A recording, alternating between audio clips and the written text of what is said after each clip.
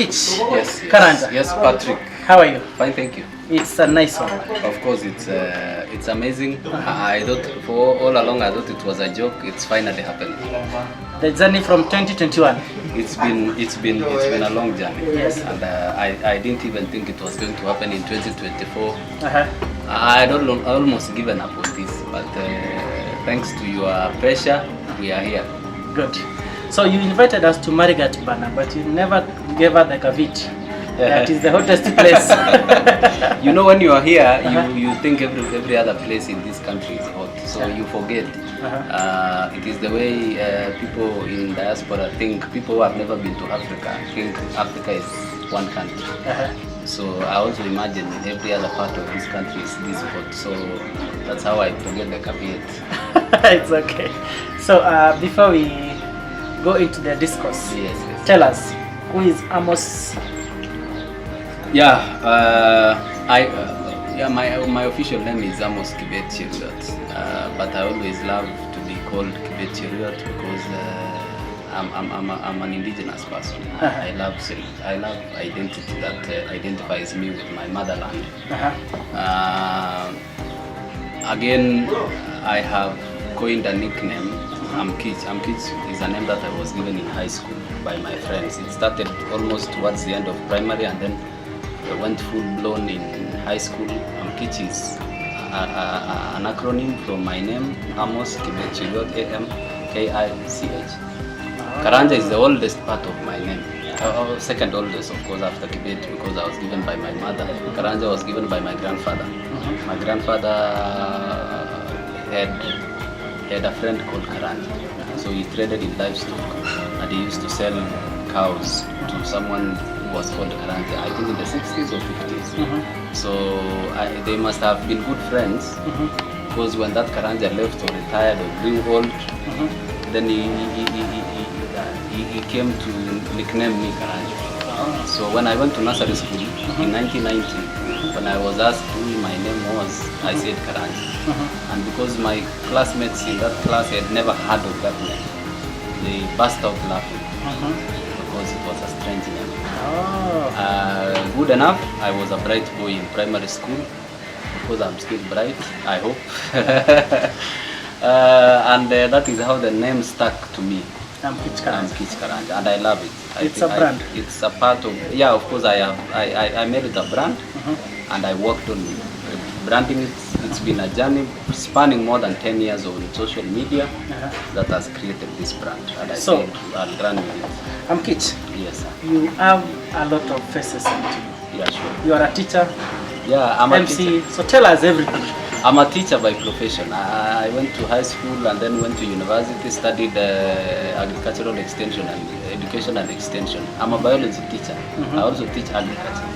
And my colleagues who we teach together will tell you that I have some good reputation. I don't want to brag, but my students will bear testimony that I'm a good teacher in both disciplines. And again, people expect me to be a teacher of literature. I love literature. I was good at literature in high school and primary, but somehow I also wanted to be a scientist. So, but then passion called me back to where I belong, and I'm back in literature, and I'm happy to be there to be doing the same thing. I'm also an event MC.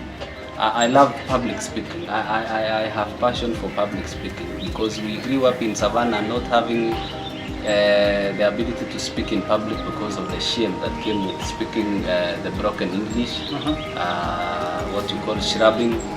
So it was always my intention to overcome and bring out the right pronunciations of words in English. I'm not saying I speak good English, but I speak better English. And that has always been my passion, to communicate in English. When I grasp a microphone and speak English, I love it. But I'm also a very good mother tongue speaker. I can't speak the European language better than my mother tongue. I'm good in English, Swahili, Karanja. I know, Amkich, you are so economical with the truth. Tell us the high school. So let's start from primary. Which primary school? I went to Eminent Primary School. Uh-huh. I went to Eminent Primary School, 1990 to 1999, somewhere there. Yes. Then I went to Moi High School, Kabarak. Yes. Everybody knows Moi High School, Kabarak. I was in Moi High School, Kabarak between Form 1 and Form 2.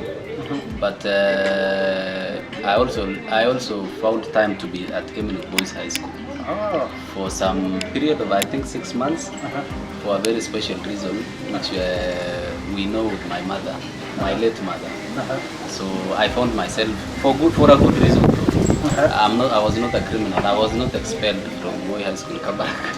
I cleared, and for one or two reasons, I still found myself in Eminent Boys High School. Two great schools in this country, and I'm proud to be associated with them. I sit in the executive alumni committee as an assistant secretary general. The Moi High School Kabarak alumni committee. I also do a lot with Eminent Boys High School, especially now that it is the school where I was born.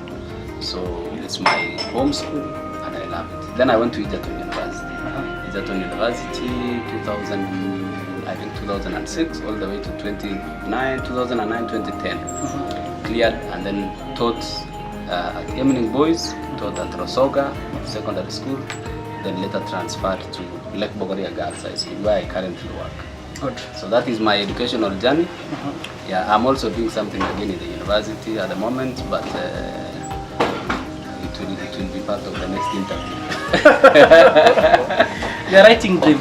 Yeah, of course. My writing dream is I have a lot of passion in writing. I admire people like Chinua Achebe.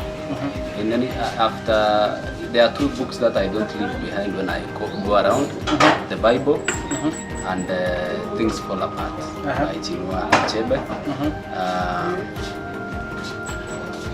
The Bible and Chinua Achebe. When I'm in a bad mood, I read the Bible, and when I want to get the mood to write a book, I read Things Fall Apart by Chinua, and many other African writer series. I'm a fan of African writer series because I've read a few other books,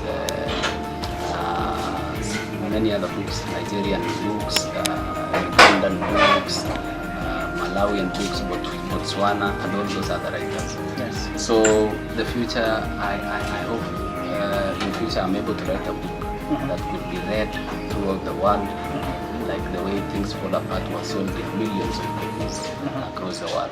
And as we speak, Tales of the Savannah is already in US? Yeah, as we speak, Tales of the Savannah has already been taken. It's in the US. A colleague of mine, a classmate of mine, we went to school together, was in the country 2 weeks ago. So the publishing was out. The launch was not here with us, but then we allowed him to carry some copies. So quite a number of books are in the US. Quite a number of books are also in Australia. We have books in the United Kingdom.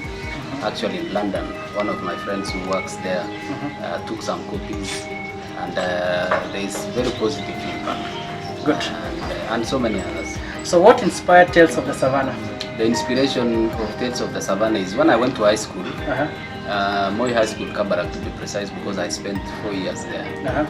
I realized that most of us who come from the village, and especially places like this that are associated with not so good things like the hot sun that you've talked about, the famines, once in a while the droughts and lack of water, once in a while we have gunshots and all that. Most of the people we went to school together didn't want to be associated with where they come from. So when you ask someone in the introductions, they would say, I come from Nakuru. Nakuru is 100 kilometers away from Marigat, actually more than 100. Yes. So you ask yourself, why would someone want to say they come from Nakuru, yet they come from Kasiela, Arabal, they come from Ginyang, they come from Emily, they come from Kures. Why would they not be proud to say I come from that place? Then I say we must create a positive attitude. And I established a signature tune in all my posts between 2009 to date. I sign out from either good morning from Savannah, good afternoon from Savannah, good night from Savannah, greetings from Savannah. Even if it's a condolence message, I say condolences from Savannah. Now people have come back to pride themselves in coming from Savannah. I watched a few interviews of politicians the other time when they were campaigning for 2022 elections. People would probably say, I'm a Savannah girl, I went to school, I'm a pure breed Savannah, I want to be given an opportunity to lead my people. Now people are priding themselves in where they come from, and that is something that I always aspire to put into our people. So, 3 a.m. I normally wake up. Yes. And there is a high chance of 60% to get your article. Yeah, sure. And I have 100% sure to get your article by 8 a.m. Yeah, sure. What keeps you writing? Discipline, inspiration, what is it? Yeah, it is, what keeps me writing is, it's a form of way of relaxing. People have ways of relaxing. Other people want to go to a club and maybe grab a glass of coffee or a cup of coffee or a glass of wine. When I set out to type, there is some fulfillment that I get. And that means when I go home at night and then after all the pressures from workplace and all that, when I relax, then my mind is able to bring out an interesting tale. And that is when I begin to write. Because it's home where we get peace and you are able to write. But then of course once in a while, writing is some kind of a spirit. It can strike even when you are driving. Sometimes I've been on the road and then I had to stop. Because if you lose that moment, that story will disappear. Because you can't tell someone, because you are a writer, can you write for me now? It's like when you meet a comedian and tell, crack a joke for me. It's not possible. So that is what happens. I draw some level of relaxation and satisfaction in writing. And most of my writings are at 10, 11, 12 there, or even at 3 a.m. when I wake up. I'm fresh and I think of something. I can write from anything, even the croaking of a frog when I wake up. Or I wake up and look at the sky, I see some patterns of the stars, and a story is born. 2 things before we move into Tales of the Savannah. Yeah, sure. If you were to talk to that particular new writer, upcoming writer, yes, what will be your conversation? My conversation would be never give up. There is something called writer's block. Sometimes I write things and throw them away. But then with time I established a dumping site for my stories. So I write a story and then it looks boring, I dump it. I used to delete it, but these days I save it somewhere. When I come back some other time I look at it and say, it was an interesting story. And then I build from there and then I'm able to continue. So to that upcoming writer, never give up. And borrow from people who have written. I used to read a lot of Wahome Mutai, The Whispers, when I was in high school. And I used to read and I was inspired. So never give up. You can build a passion of writing. You don't have to start today and be perfect today. It takes time, it takes patience, resilience, but consistency. Be consistent. Don't be tempted to identify a field that you are good at. If you are writing like descriptive narratives like mine, stay there. Don't go into political campaigns. After 5 years, you want to politic for a certain politician. You want to blog for them. You inconsistent. You will lose a lot of fans. So decide what you want to do. Stick to the path. What will you tell your readers? I know you've been calling me, Patrick, you got Bara, pressure, they want the books. So the books are here. Tell them something. I want to tell my readers, the book is finally here. Tales of the Savannah, a collection of short stories. So it's an anthology of short stories from home, rural Baringo. I was born in Emini, and these are the stories. This is what you've been waiting for. In fact, I had to text a friend of mine, nikamwambia, do hiyo kitabu ndio uache kunisumbua. Because the guy would literally tell people that this one will never write a book unless tutafute ile viboko ya mwalimu Amkich tumkalishe chini aandike kitabu. So I told them deni nimelipa. But with the release of this book, there's a lot of excitement. There's a lot of positive outcome, and I am more energized. We are looking into a few other books that I had thrown them into the dustbin. I'm going to resurrect them, spice them up. We'll have some good reads in the future. Okay. The hardest thing you had to go through when writing Tales of the Savannah? I think the hardest thing that I had to go in writing the Tales of the Savannah is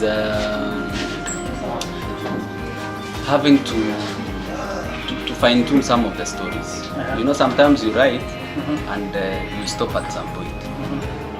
When the publisher tells you, go back and do this to this story, you look at it and you feel like telling the publisher, let's throw away this thing and forget about it. Because writing is about the mood. If it's not there, you can't force it. So I've had difficulty in of course, going through some of my stories. And then you see there is a problem. What the reader thinks is a good story, sometimes the writer thinks it's not a good story. Yeah, I write things which I just write carelessly and then post them even when I'm sitting down here. The other day I wrote a story about that Airbnb story. I wrote it here. I was sitting here waiting for my food. I had ordered some food. Then I became idle, and then I thought about, I looked at these houses, these huts. Then I began writing. You know, I was shocked at the outcome. I was shocked to see 300 likes in 15 minutes. And I said, what have I done? So to me it was something small, but then people were excited. You know, we look at posts in terms of shares and likes and comments. Yes. So it's not easy writing, but it's something beautiful. But of course, there is nothing easy in this life. Yes. But I'm glad we have this small step. I call it a baby step because I am hopeful that we will still do Chimamanda Ngozi Adichie. We will still do Sam Kahiga. We will still do Ngugi wa Thiong'o. Yes. We will do big writers like Gaele Sobot Mogwe and so many other writers from Africa. Amkich, Nadine Godima. Can I tell you something? Yes. You have one of the best readership. Sure. As a publisher, I published your book, and when we posted it online, I think we did the article at around 9 p.m. By 2 a.m., I was seeing 800 books have been ordered. Yeah, sure. My friend, that is rare. Of course, I even became scared. We should not even have posted this thing. We should have silently sent books to people who wanted them, because the pressure was on us now to get the books to the authors, to the readers. Okay. And I think let's take up the challenge. I'm ready for the challenge.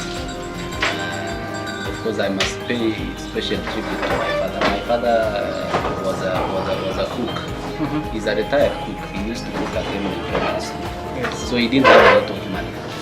But he didn't have a lot of money. But every time he went to the shops, he would buy a book called The English Aid. And so that, apart from the English Aid and wrappings, once in a while my father would buy meat, maybe once in a month or once in 2 months.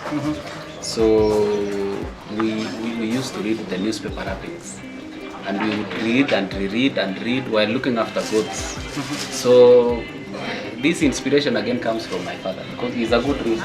He still reads books. I buy him books, he reads them. In fact, even now he's reading a book I got him called Ortinwega Barot, a book that has been written by one of us here in Baringo, about clans and marriage and so many positive things about our ethnicity. Good. So, Karanja, I want you to look at this camera. Yes. I want us to do two things. yes. The first one, I want you to take this opportunity, maybe you might not have that again, to thank everyone and anyone you think has been valuable to this journey. I appreciate my Facebook readers.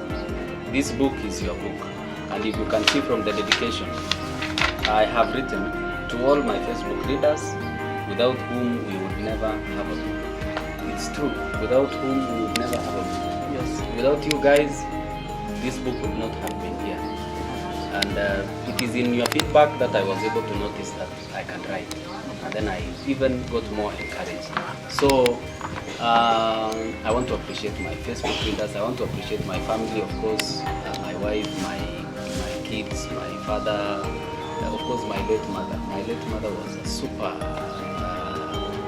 someone who wanted the best for us. She wanted us to go out to the world. And I'm sure today, if she was alive, she would be very proud to see me today, even being interviewed by this cameraman, because she was someone who wanted the best for us. She wanted us to be bold, to go out there and make a difference in the world.